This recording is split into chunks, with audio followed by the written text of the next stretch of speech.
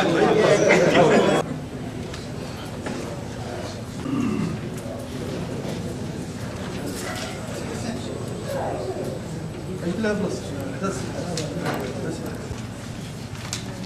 الخير، تحية حقوقية للجميع.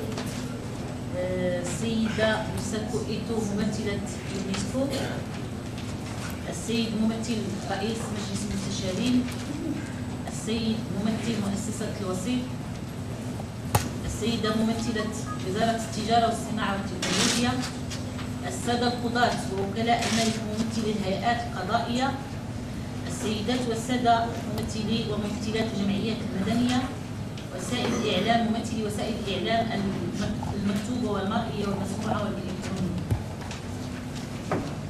السيد منسق الشبكة المغربية من أجل حق الوصول إلى المعلومات. يسرني أن أفتتح وأسير أشغال هذه الندوة الوطنية المنظمة من طرف الشبكة المغربية من أجل حق الوصول إلى المعلومات، والتي تندرج في إطار مشروع تتشرف جمعية عدالة التنسيقي مدعم من طرف اليونسكو، وهو مشروع يتأسس على تنظيم أنشطة في مجال الترافق حول الحق بالوصول إلى المعلومة والتحسيس بأهمية هذا الحق، وهي مجالات حددتها الأرضية التأسيسية للشبكة تتماشى مع قناعتها المبدئية التي تعتبر أن الحق بالوصول إلى المعلومة يتأسس على بعدين أساسيين. البعد الأول هو حق المواطنات والمواطنين في الحصول على المعلومات من السلطات العمومية، سواء كانت ذات بعد شخصي أو تعلق الأمر بتدبير الشأن العام. والبعد الثاني ويتعلق بالتزام السلطات بإتاحة الحصول على العديد من المعلومات وبصفة تلقائية بكل الوسائل، وعلى رأسها استخدام الإدارة الإلكترونية ضمانا للشفافية كأحد مرتكزات الحكامة الجيدة. وهذان البعدان يجدان سندهما في المواثيق الدولية وفي مقتضيات الدستور الحالي، ويقومان على 3 أهداف رئيسية.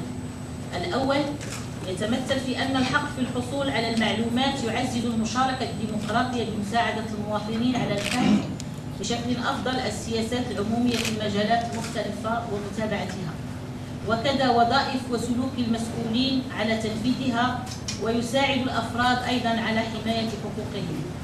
الثاني يرتبط بطبيعة المعلومات التي يجب الكشف عنها لعموم المواطنين وما هي الاستثناءات، ولذلك وجب أن تكون أي من الاستثناءات مصاغة بشكل واضح ومنصوص عليها في القانون بدل تركها عرضة للتقدير الشخصي لصانع القرارات فيما بعد. والهدف الثالث هو أن الحق في الحصول على المعلومات يساهم في الحد من الفساد وردعه والنهوض بالشفافية والمساءلة في جميع الجهات، ويعزز وجود صحافة حرة ومسؤولة. ولتحقيق ذلك يجب أن تكون عملية الحصول على المعلومات سهلة سريعة وغير مكلفة، وبالمقابل فإن عملية رفض طلبات الحصول على المعلومات يجب أن يكون مبررا بشكل دقيق. من هذه المنطلقات ومن قناعة كل مكونات الشبكة بأن المجتمع المدني وعلى رأسه الجمعيات التالية: جمعية ترانسبارنسي، جمعية عدالة، ومركز حرية الإعلام بالشرق الأوسط، قد راكموا نضالات متعددة من أجل إقرار هذا الحق دستوريا ووضع قانون ينظم هذا الحق نظرا لغياب قانون شامل أو إطار قانوني منسجم، واعتبارا بضرورة استمرارية هذا النضال بعد الاعتراف الدستوري وبعد إعداد المسودة الأولي لمشروع 31/13 والذي لم نشرك في إعدادها منذ البداية. فإننا اليوم بإطلاق هذه الندوة نعلن عن استمرارنا بالتعبئة والتحسيس وإبداء الملاحظات وتقديم الاقتراحات حول هذا المشروع والترافع بها أمام الجهات المعنية من أجل الوصول إلى نص قانوني يضمن حق المواطنين والمواطنات في الحصول على المعلومات. معنا اليوم 3 أساتذة خبراء في مجال الحق في الوصول المعلومات، ويمثلون 3 جمعيات هي عضوة في الشبكة. سيقدمون قراءة قانونية في مشروع المسودة الأولية لمشروع الحق في الوصول إلى المعلومة، وهم على التوالي الأستاذ عبد الحاسي، الأستاذ حسن تيقي، الأستاذ عبد العزيز علي. إذا سأعطيهم الكلمة، وقبل أن أعطيهم الكلمة سأعطي الكلمة إلى السيد عبد الرحيم فكاهي بصفته رئيس الشبكة أو منسق الشبكة المغربية للحصول إلى المعلومات، وبعده أعطي الكلمة إلى السيدة ميساكو إيتو ممثلة يونسكو. إذن يتفضل الأستاذ فكاهي.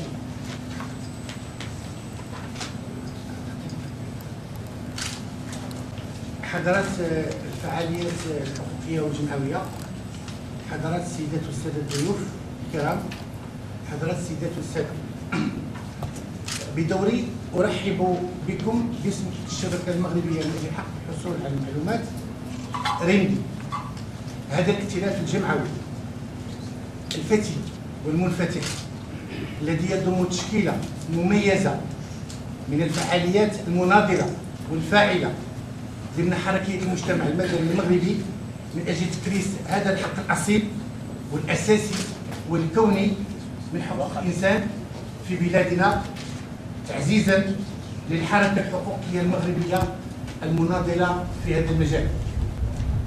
إن أهمية هذا الحق الاستراتيجي يتمثل أيضا في كونه يعتبر شرطا مسبقا لممارسة حقوق أساسية أخرى كحرية التعبير وحرية الإعلام والنشر وغيرها من الحريات من جهة، ومن جهة أخرى لأنه يتصل بمفاهيم وسياسات يتأسس عليها المجتمع الديمقراطي الحر كمفاهيم وسياسات المواطنة والمساءلة والشفافية ومحاربة الفساد والحكامة الجيدة والتنمية ومحاربة الفقر والنهوض بالبحث العلمي إلى آخره.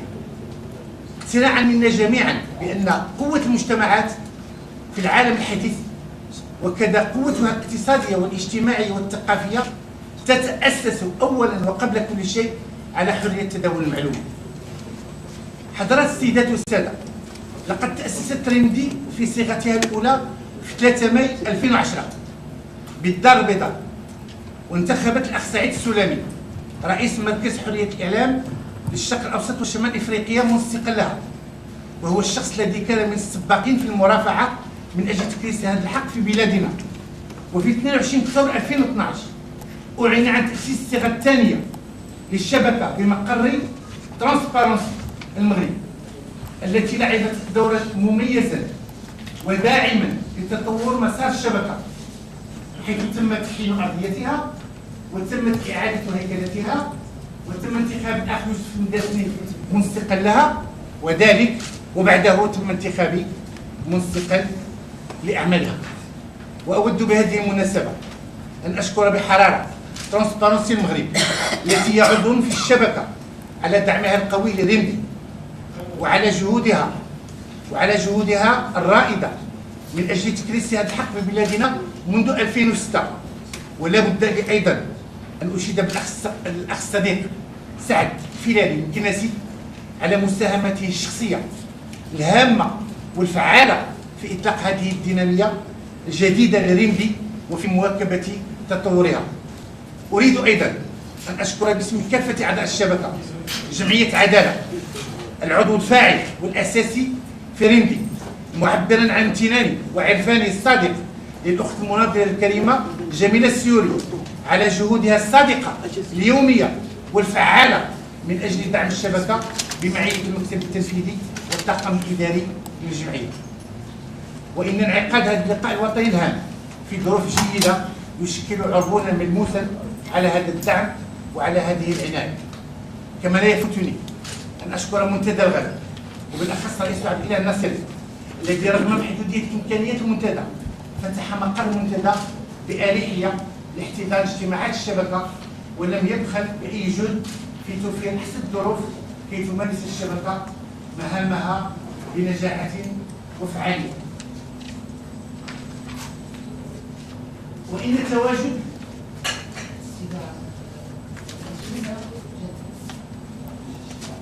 نحن في الشبكة حضرات السيدات والسادة، تندرج هذه الندوة الوطنية في إطار مشروع الترافع والتحسيس حول الحق في الحصول على المعلومات، والذي تستغرق مدته 3 شهور بدعم اليونسكو لفائدة الشبكة ومن أجل تحقيق أهدافها المستدرة في أرضيتها. وأود في هذا الصدد أن أنوه وأعتز بالدعم الثمين الذي تقدمه السيدة ميساكو المستشارة في التواصل والإعلام لدول المغرب والجزائر وتونس وموريتانيا بمعية مساعدتها دوفوشيل فلورنس وكافة مساعديها.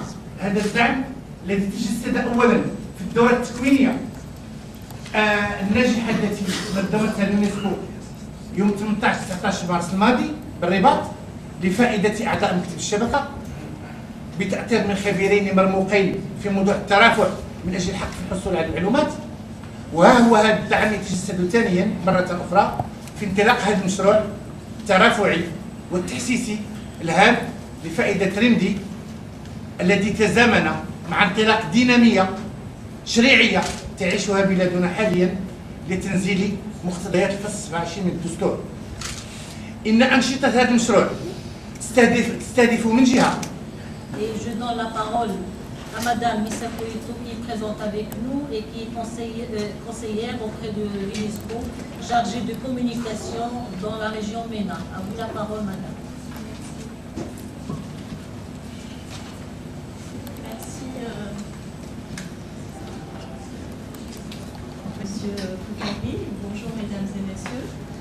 L'UNESCO est très heureuse d'être avec vous aujourd'hui, cette première journée d'études sur la loi sur l'accès à l'information au Maroc. Ça fait plus de 10 ans que l'UNESCO soutient le droit d'accès à l'information dans le monde. Nous avons publié en 2003 déjà les principes directeurs pour la promotion et le développement de l'information du domaine public gouvernemental. Et à l'époque, on parlait encore de manière restreinte à l'information gouvernementale, alors qu'aujourd'hui, les lois parlent de plus en plus de l'information du domaine public, c'est-à-dire qui sont détenues ou stockées par toutes les institutions publiques, pas seulement le gouvernement. Et on est heureux de constater aujourd'hui qu'il y a plus de la moitié des États membres de l'UNESCO qui ont adopté une loi sur l'accès à l'information. Et de constater qu'aujourd'hui, c'est le tour du Maroc. Au Maroc, nous avons, depuis 2009, soutenu les actions de plaidoyer qui, à l'époque, étaient coordonnées avec les organisations de la société civile par Transparency Maroc. Nous avons publié, comme vous le savez, une étude sur le droit d'accès à l'information publique au Maroc, qui a été publiée en 2011 et qui présente, en fait, c'est une étude comparative entre les normes et les meilleures pratiques dans le monde et le cas du Maroc. Et c'était à l'époque où la Constitution n'était pas encore adoptée. Donc il y avait encore énormément de choses à dire par rapport au droit d'accès à l'information au Maroc. Et depuis l'année dernière, l'UNESCO a inscrit dans son programme d'action au Maghreb un soutien sur 3 ans, le soutien aux activités du REMDI. C'est un programme qui est financé par le gouvernement finlandais. Et donc on est très content de faire ce premier événement, cette première consultation sur le projet de loi avec l'ensemble des organisations de la société civile. Dès la publication de la loi, on a constaté qu'il y a eu un certain nombre de communiqués qui ont été faits aux médias, des analyses qui ont été menées par des experts sur le projet de loi et qui ont été communiquées dans les médias. L'UNESCO aussi a travaillé de manière très informelle avec le réseau REMDI autour des 10 principes qui devrait être défendu dans un projet de loi sur l'accès à l'information. Je pense qu'aujourd'hui, c'est l'occasion de consolider l'ensemble de ces remarques et l'ensemble de ces commentaires afin de les présenter au gouvernement d'ici la fin du mois. Voilà, donc on est très heureux d'être avec vous aujourd'hui et on vous souhaite un débat fructueux sur le projet de loi. Merci beaucoup.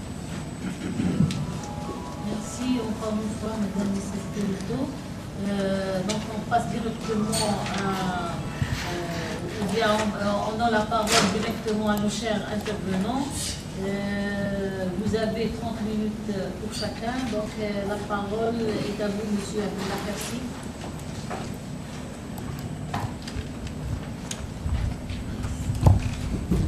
شكرا أستاذة جليلة. يسعدني أن أشارك معكم اليوم في هذا اللقاء الذي أبديت بعض الملاحظات التي صدرت في الصحافة وكانت وجيزة ومناسبات هي في الواقع، لأنه كان لابد من إبداء الرأي في العلم، بالإضافة إلى النقاشات الشفهية التي دارت بيننا وبين بعض الزملاء حول هذا المشروع، أخذا بعين الاعتبار مواقف الجمعيات التي اشتغلت معها والشخصيات التي أدلت لنا بآراء وجهة في هذا الموضوع. الآن منذ أن بدأت المرافعة حول ضرورة إصدار مثل هذا القانون في المغرب، سواء قبل الدستور أو بعده، جاء هذا المشروع الأولي الذي صدر بدون ما ذكر الأخ الفكاهي، بدون أن تشارك فيه منظمات المجتمع المدني كما كان متوقعا، أي أنها لم تشارك في صياغته أو على الأقل في اقتراح بعض الفصول. ولذلك فنحن نتمنى أن يتم تدارك هذا الأمر، لأن دور المجتمع المدني في هذا مهم، ولأن هذا القانون هو قانون مهم جدا ما دام يفتح الباب أمام جميع المواطنين في الاطلاع إن كان هذا القانون جيدا على ما يريدونه من معلومات والحصول. قرارات وتوصيات في اطار الترافع اللي داروا المجتمع المدني الحقوقي والاعلامي، اللي هي جد مهمه وتعتبر تراث لدى مختلف الفاعلين من اجل اعتماد نص قانوني له جوده وله من الفعاليه من اجل اقرار واعتماد الحق. ثم كذلك عندنا مقترحات ديال الشبكه المغربيه اللي فيها مجموعه من الجمعيات الاعضاء اللي هي ساهمت بشكل مبكر كما اشار السي فكاهي من اجل اثاره هذا المطلب. بخصوص مطلب الباب الرابع المتعلق بمسطره الحصول على المعلومات، لعلم الجميع بان المسطره هي من اهم الضمانات الاجرائيه في اطار كفاله حق الحصول على المعلومات. كنا كنتمناو بانه المسوده الاوليه تتضمن مجموعه من المقتضيات التي تكون دقيقه وواضحه، رغم انه كل الى رجعنا لمختلف الممارسات التشريعيه كنلقاوها تقر هذه الضمانات الاجرائيه، ولكنها تتباين وتختلف من قانون الى اخر، من دوله الى اخرى، وذلك انه في لحظات التضييق وفي لحظات معينه تتسع. وهنا يمكننا نميزوا ما بين جوده وفعاليه القانون عندما ندرسها من حيث اتساعها او تقييدها، خاصه فيما يتعلق بالقواعد ديال تقديم الطلب، ثم كذلك فيما يتعلق بالاجال والمهله الزمنيه. هناك من التشريعات التي تحدد اجال واسعه وهناك التشريعات التي تحدد اجال ضيقه، ثم كذلك من حيث الشروط وكيفيه ديال الرد والابلاغ المتقدم بالطلب، ثم كذلك من حيث التكاليف الكلفه ديال الحصول عليها. لا يمكن الحديث عن الاتاحه بالحق الحصول على المعلومه وتكون تقابل كلفه اللي هي تؤثر على المواطن والمواطنات من اجل الحصول على الحق. ثم كذلك شروط تقديم الشكايه من طرف متقدم الطلب في حاله الرفض او عدم الرد على الطلب. اذا بالنظر لهذه الاهميه ديال الضمانات الاجرائيه والمسطريه للحق الحصول على المعلومه، سنتناولها نقطه نقطه من حيث الدراسه والتحليل القانوني للمواد التي جاءت في المسوده الاوليه، وخاصه الماده 11 الى حدود الماده 18. نلاحظ بان شكرا استاذ حسن الطيقي. كلمه الاستاذ عبد العزيز عبيد في اطار استكمال التعليق على كل المسوده الاوليه لمشروع الحق الوصول للمعلومه، فتتفضل مشكورا. شكرا. تحية للجميع. العرض الذي سوف أتشرف بتقديمه أمام القوم هو تقييم لمسودة قانون الحصول على المعلومات انطلاقا من معايير دولية. وهذا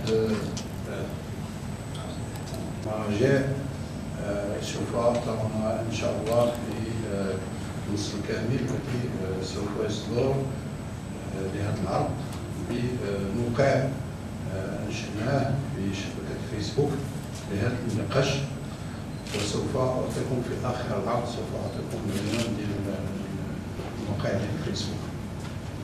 أما فيما يخص المواقف والآراء والاقتراحات فهي آراء شخصية ولا دخل لهيئات أو مؤسسات أو جمعيات التي أنتمي إليها فهي آراء شخصية، آراء ديالي فقط.